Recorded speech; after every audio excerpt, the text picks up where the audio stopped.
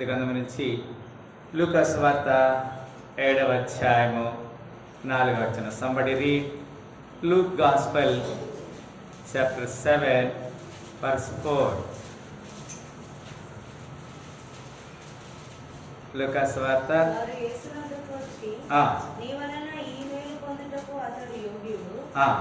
చాలు పిల్లరా, ఇక్కడ ఈ లేఖనాన్ని మనము చూసినట్లయితే ఒక వ్యక్తి గురించి ఎదుటివారు ఏమని చెప్పాలంటే మంచివారని చెప్పాలి. నీ గురించి, ఇక్కడ ఉన్నటువంటి వారి గురించి ఏం చెప్పాలి? వేరే వాళ్ళు మంచివాళ్ళని చెప్పాలి. ఎవరన్నా అట్లా చెప్తారా? కనీసం మన పొరుగువారు కూడా మన గురించి మంచివారని చెప్పరు కదా. ఇక్కడ లేఖనములో ఈ లూకా సువార్తలో మరి 7వ అధ్యాయంలో 4వ వచనంలో చక్కని మాట అయితే అక్కడ రాయబడి ఉంది. ఒక వ్యక్తి గురించి కొంతమంది చెప్తున్నారు, వారు యేసు వద్దకు వచ్చి నీ వలన ఈ మేలు పొందుటకు అతడు యోగ్యుడని చెప్తున్నారు.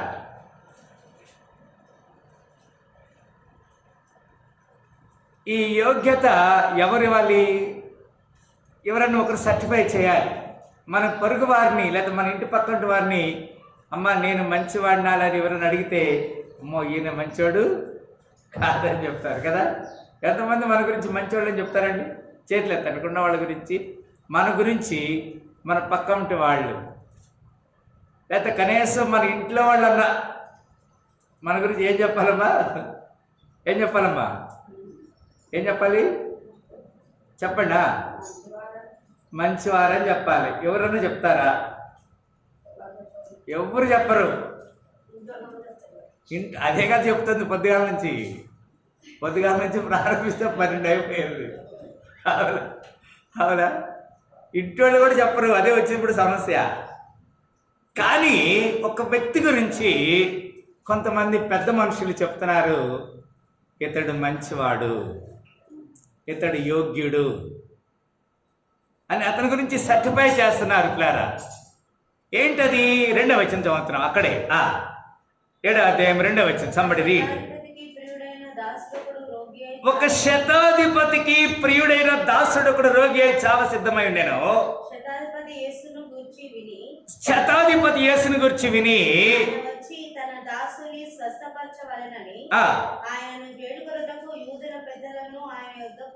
అది that was the occasion, situation. ఒక 100 మందికి అధికారి అయినటువంటి శతాధిపతి అంటే వాస్తవానికి అతను యూదుడు కాదు, అంటే దేవుని నమ్మిన వ్యక్తి కాదు, అన్యుడై ఉండొచ్చు, మేబీ రోమియుడు. ఈ రోమియుడికి యేసు ప్రభు గురించి విన్నాడు. విని తన ఇంట్లో ఒక వ్యక్తి బలహీనుడిగా ఉంటే, అనారోగ్యంగా ఉంటే యేసు ప్రభు దగ్గరికి కొంతమంది పెద్ద మనుషులు పంపించాడు. నువ్వు వచ్చి నన్ను బాగు చేయి. నన్ను కాదు బాగు చేసేది. ఎవరి గురించి? తన ఇంట్లో ఉండే పనివాడి గురించి అడుగుతున్నాడు. నా దాసుని స్వస్థపరచమని పెద్ద మనుషులు పంపిస్తే ఈ పెద్ద మనుషులు వచ్చి అంటున్నాడు, అయ్యా అతడు ఈ మేలు పొందటానికి అర్హుడు. Is worthy to get that one కదండి. For he love with our and when they come to Jesus they beseech him instantly, saying that he was worthy for whom he should do this. ఈ మేలు పొందటానికి అతడు అర్హుడు, యోగ్యుడు. ఇప్పుడు మన గురించి ఎవరైనా సరే అక్కడ మంచి చెప్పడానికి చాలా కష్టంగా ఉంది పిల్లారా. 6వ వచనం మనం చూస్తున్నాం. ఇక్కడ ఏమంటాడు? ఆయన ఆ ఇంటి దగ్గరికి వచ్చినప్పుడు శతాధిపతి తన స్నేహితులను చూసి, మీరు ఆయన యొద్దకు వెళ్ళి, ప్రభువా శ్రమ పుచ్చుకొనవద్దు, నీవు నా ఇంటిలోనికి వచ్చుట నేను పాత్రుడను కాను. నీ యొద్దకు వచ్చుటకు పాత్రుడను. ఇక్కడ 2 రకాల విషయాలు మనం చూస్తున్నాం. నీ ఇంటిలోనికి వచ్చుటకు నీ యొద్దకు వచ్చుట నేను పాత్రుడను కాను. అంత మాత్రమే కాదు, నీవు నా ఇంటికి వచ్చడానికి కూడా నేను యోగ్యుడిని కాదు. ఇక్కడ 2 విషయాలు తన గురించి చెప్పుకుంటున్నాడు. I'm not eligible to visit you. నీ దగ్గరికి రావడానికి నేనేమాత్రం కూడా మంచివాడిని కాదు. అదే సమయంలో నువ్వు నా దగ్గర రావడానికి కూడా నేను మంచివాడిని కాదు. ఈ సమయంలో మనమైతే నాకేం తక్కువ ఉంది, నాకేం బాధ ఉంది, నన్ను ఎవరన్నా ఏమన్నా చేస్తారా? మనం అన్నిట్లో గొప్ప అనుకుంటున్నాం. ఇక్కడ దేవుని మందిరానికి ఇద్దరు వ్యక్తులు వచ్చారు. ఒకరు పరిసయుడు, ఒకరేమో సుంకరి. పరిసయుడు ప్రార్థన చేస్తున్నాడు, నేను నెలకి 2 రోజులు, వారానికి 2 రోజులు ఉపవాసం ఉంటున్నాను, దశమ భాగం ఇస్తున్నాను. మళ్ళీ ఏమన్నాడు లాస్ట్కి ఆయన ప్రార్థన చేస్తూ, ఇదిగో ఈ సుంకరి వల్లే నేను లేనని చెప్తున్నాడు. అతను తన గురించి తను చెప్పుకుంటే మంచిదే, తన జీవితం యథార్థంగా జీవిస్తే మంచిదే. కానీ ఎవరిని చూపిస్తున్నాడు? ఇతని వల్లే నేను లేనని చెప్తున్నాడు. ఇతరుల గురించి నీకు చెప్పాల్సిన అవసరం మనకి లేదు. నీ జీవితం నీది, నీ వ్యక్తిగత జీవితం నీది. ఇతరులు నువ్వు బ్యాలెన్స్ చేసుకోకూడదు పిల్లరా, ఎప్పుడు కూడా. ఇక్కడ లేఖనం అదే చెప్తుంది. ఈ ధనవంతుడు ఎవరైతే ఈ యొక్క శతాధిపతి ఉన్నాడో అతడి గురించి ఒక చక్కని మాట బైబిల్లో రాయబడింది. 5వ వచనం చదవమ్మా. 5వ వచనం ఏముంది అక్కడ? అతడు మన జనులను ప్రేమించి మనకు సమాజ మందిరము తానే కట్టించినని he did good for the sake of the community or synagogue. అతను ఇంగ్లీష్లో రాయబడిన synagogue కదా. And he had built as a synagogue, ఒక మందిరాన్ని కట్టించాడు. అతడు అన్యుడు, దేవుని తెలియని వ్యక్తి. దేవుని పని కొరకు అతను బాధ్యత కలిగి ఉన్నాడు. అంత మాత్రమే కాదు, తన గురించి తను దేవునికి విజ్ఞాపన చేయట్లేదు, కానీ తన ఇంట్లో ఉన్నటువంటి ఒక దాసుని గురించి అతను రికమెండేషన్ అడుగుతున్నాడు.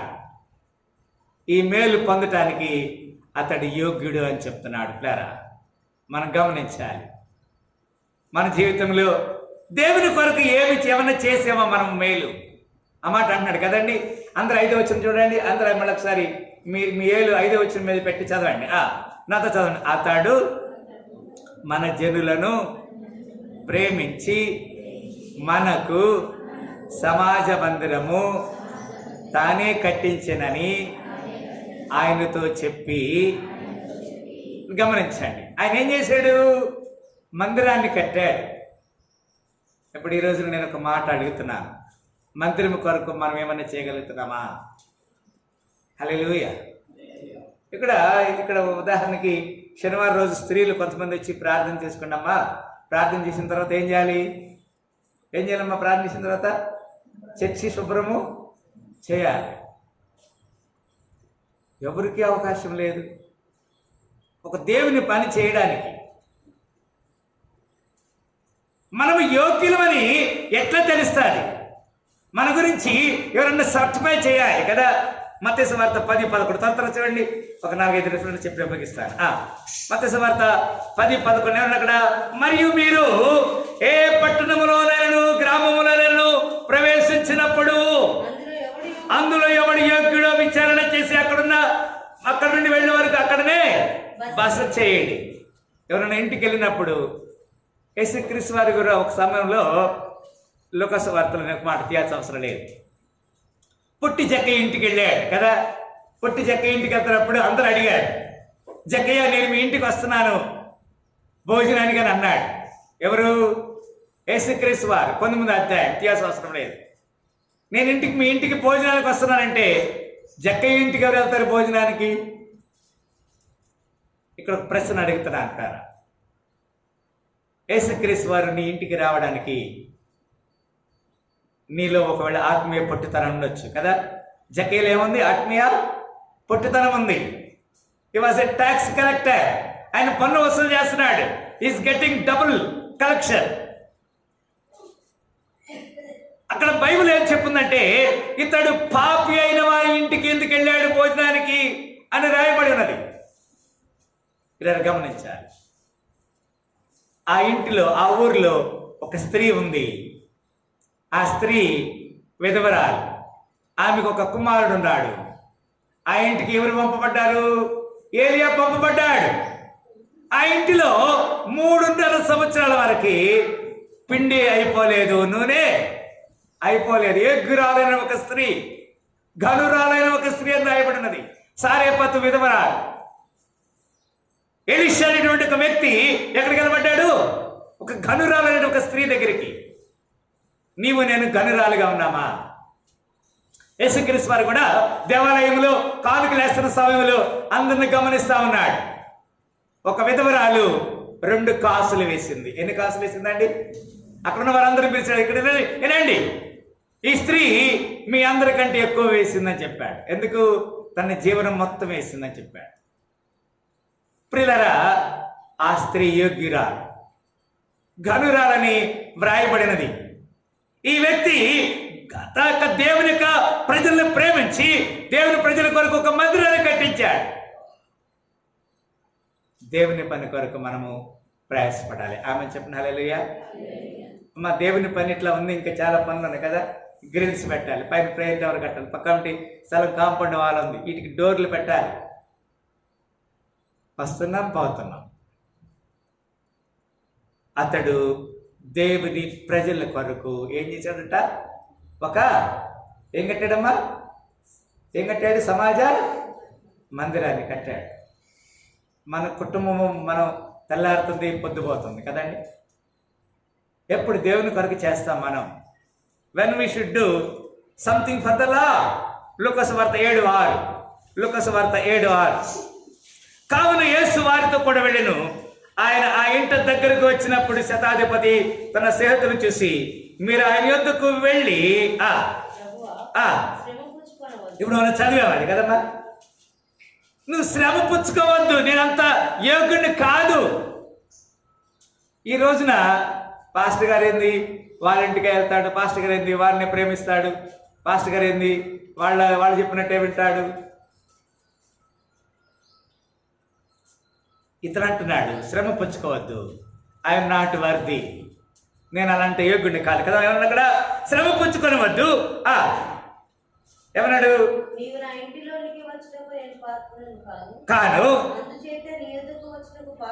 2 విషయాలైనా చెప్తున్నాడు. ఈ రోజుల్లో అయితే నా ఇంటికి వచ్చినప్పుడు ఏం తీసుకొస్తావు, లేకపోతే నీ దగ్గరికి వస్తే ఏమి ఇస్తావు కదండి. ఈయన అంటున్నాడు, ఏమంటున్నాడు? నా ఇంట్లో రావడానికి నేను యోగ్యుడిని కాదు, అదేవిధంగా నేను నీ దగ్గర రావడానికి కూడా యోగ్యుడిని కాదు. ఎంత తగ్గించుకున్నాడండి. How he was humbling himself. తను తాను తగ్గించుకున్నవాడు ఏం చేయబడతాడు? హెచ్చించబడతాడు. తను తాను హెచ్చించుకున్నవాడు తగ్గించబడతాడు. ఇలా గమనించాలి. మనమే కాదు, ఇతరులు కూడా మనం హాని చేయకుండా చూసుకోవాలి. లూకాసువార్త 20:35. లూకాసువార్త 20:35. పరమున మృతుల పునరుద్ధానమును పొందుటకు యోగ్యులని ఎంచబడిన వారు పెళ్లి చేసుకొనరు, పెళ్లికి ఇయ్యబడరు. ఇది చాలా ప్రాముఖ్యమైన విషయం. ఒక స్త్రీ ఒక గ్రామంలో ఉంది. ఆ స్త్రీ ఒక వ్యక్తిని వివాహం చేసుకుంది. వాస్తవానికి మోషే ధర్మశాస్త్రం ప్రకారముగా ఆ వ్యక్తి పెళ్లి చేసుకున్న వ్యక్తి చనిపోతే తన సహోదరుడు వివాహం చేసుకోవాలి, ఆమెకి పిల్లలను కనాలి. ఆ విధముగా 7 అన్నదమ్ముడు ఉన్నారు. 7 ఆమెను పెళ్లి చేసుకున్నారు, 7 చనిపోయారు. ఇప్పుడు పునరుద్ధానంలో ఎవరు ఆమెకి భర్తగా ఉంటారు? ఎవరు భర్తగా ఉంటారండి? బైబిల్ గ్రంథం చెప్తుంది, పరలోకములో ఆడ పెండ్లికి ఇవ్వబడరు, పెండ్లికి పుచ్చుకొనరు. అక్కడ అందరు ఎట్లా ఉంటారు? దేవా చెప్పండి, అది ఎట్లా ఉంటారు? దేవుని దూతల వలె. ఇక్కడ అందుకు అంటాడు, పరమున మృతులు పునరుద్ధానమును పొందుటకు యోగ్యులని ఎంచబడిన వారు పెండ్లి చేసుకొనరు, పెండ్లికి ఇయ్యబడరు. ఇదంత గొప్ప భాగ్యం ప్రేరా. భూలోకములో ఉంటుంది ఇవన్నీ కూడా, పరలోకములు ఇవన్నీ ఉండవు. ఎందుకంటే యేసుక్రీస్తు వారే మనకి పెండ్లి కుమారుడిగా మనకి ఉంటాడు. అక్కడే ఇంకొక మాట కూడా చూస్తున్నాం ప్రేరా. మత్తయి సువార్త 10:36 కూడా మనకి రాయబడినది. మత్తయి సువార్త 10:37 చదమ్మా. తండ్రినైనను తల్లినైనను నాకంటే ఎక్కువగా ప్రేమించేవాడు నాకు పాత్రుడు కాడు, కుమారునైనను కుమార్తెను నాకంటే ఎక్కువగా ప్రేమించేవాడు నాకు పాత్రుడు కాడు. వారు యోగ్యులు. యేసుక్రీస్తు వారి మాట చెప్తున్నాడు ప్రేరా. తండ్రినైనను తల్లినైనను కుమారునైనను కుమార్తెనైనను నాకంటే ఎక్కువగా ప్రేమించేవాడు నాకు పాత్రులు కారు. ఏం చేయాలి మనము? What can we do? We must bear his cross and follow. They are worthy, వారు యోగ్యులు యేసు ప్రభు సిలువను మోయటానికి ఈ లోకంలో కదండి. దేవుడు మనకు ఒక అవకాశం ఇస్తున్నాడు. మనం ఎవరిని పరలోకం అంటే దేవదూతలుగా దేవుని కుమారులుగా పిలువబడుతున్నామని లేఖనం తెలియజేస్తుంది. ప్రకటన గ్రంథం 3:4, ప్రకటన గ్రంథం 3:4 వచ్చింది. ఈ మాట చెప్పి ముగిస్తాను. ప్రకటన గ్రంథం 3:4 వచ్చింది. ఏమన్నా అక్కడ? అయితే తమ వస్త్రములను అపవిత్రపరుచుకున్నని కొందరు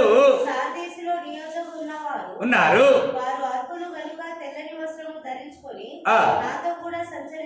ఇక్కడ గమనించండి, అర్హులైన వారు, యోగ్యులైన వారు ఏం వస్త్రాలు ధరించుకుంటారు? చెప్పండి అమ్మా, ఏం వస్త్రాలు ధరించుకోవాలి? చెప్పండి అమ్మా. మళ్ళీ వచ్చే ఆదివారం చూస్తా ఏం వస్త్రాలు ధరించుకుంటారు. అవునా? బైబిల్ ఉంది కదా, లేదు చెప్పిన వాడికి యోగ్యులని రాయబడింది కదా. ఏమన్నాడు? అయితే తమ వస్త్రములను అపవిత్రపరచుకొనని కొందరు సార్దీసులను యుద్ధ ఉన్నారు. వారు అర్హులు.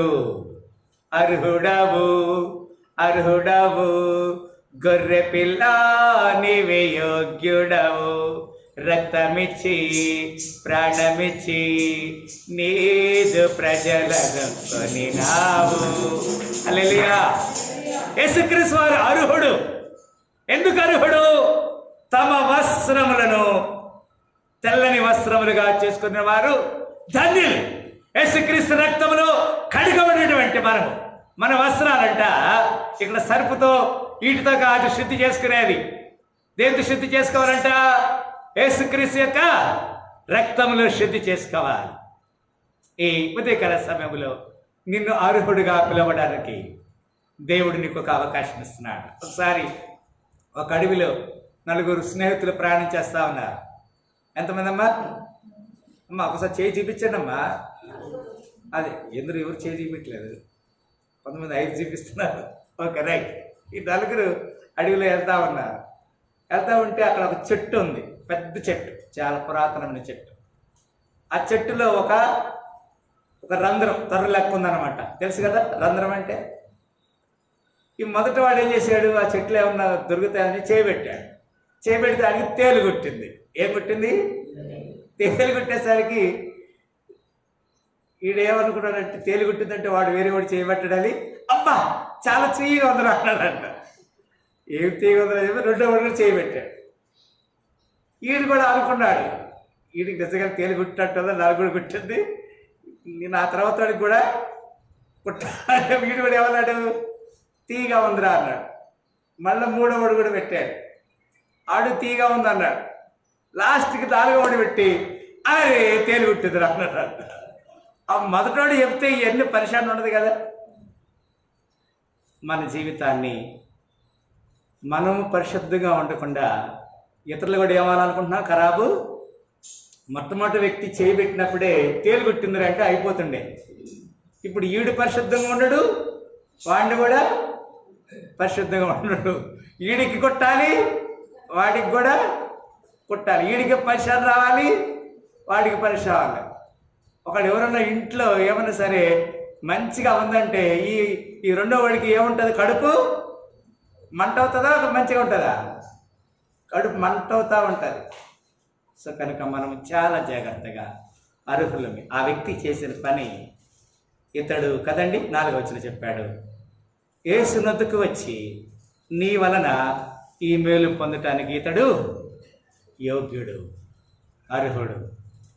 మనము సమస్యలో ఉన్నప్పుడు ఇతరులకి మేలు చేయటం మేలు. నేను సమస్యలో ఉన్నానని ఇతరులు కూడా సమస్యలోనికి తీసుకురావద్దు. అందరూ తల్ల ఉంచుకుందాం, ప్రార్థన చేస్తాం. Thank you Jesus. హల్లెలూయా. పలుమార్లు వైదొలగినాను పరలోక దర్శనము నుండి, ఆహాహా విలువైనని దివ్య పిలుపుకు నే తగినట్లు జీవించ అయినా అయినా నీ ప్రేమతో నన్ను దరి చేర్చినావు, అందుకే గైకొనుము దేవా. ఈ నా శేష జీవితం, ఈ నా శేష జీవితం, ఇదిగో దేవా, ఇదిగో దేవా నా జీవితం, ఆపాదమస్తకం నీకంకితం. అవును ప్రభా, ఈ శతాధిపతి అంటున్నాడు, నేను నీ యొద్దకు రావడానికి యోగుడిని కాదు. అంత మాత్రమే కాదు, నువ్వు నా ఇంటికి రావడానికి నేను ఏమాత్రం కూడా యోగుడిని కాదని చెప్పావు ప్రభా. మేము నీకు ఏదైనా ఒక చిన్న మేలు చేస్తే, నీ ఇంటి కొరకు, నీ పని కొరకు, నీ నీ నీ మందిరము కొరకు మాకు అది అర్హతగా ఎంచుతున్నావు. మేము అది మా వరకు కాదు, ఇతరులకు కూడా మేలుకరంగా ఉండాలి. ఒకడు ఏదైనా సమస్యలు చిక్కుకుంటే వేరే వాళ్ళు కూడా ఆ సమస్యలు చిక్కుకునే వారిగా మేము చేస్తున్నాం. ఆ విధంగా ఉండకుండా మమ్మల్ని మీ రాజ్యానికి వారసులుగా తీర్చిదిద్ది, మీ నిత్య రాజ్యానికి వారసులుగా అర్హులుగా దీవించమని యేసుక్రీస్తు పరిశుద్ధ నామమున ప్రార్థన వేడుకుంటున్నాము తండ్రి. హల్లెలూయా. మరొకసారి ఇక ఆ పునరుద్ధాన శుభములతో దేవుడు మనందరి నిండాలుగా దీవించి ఆశ్రయించిన గాక.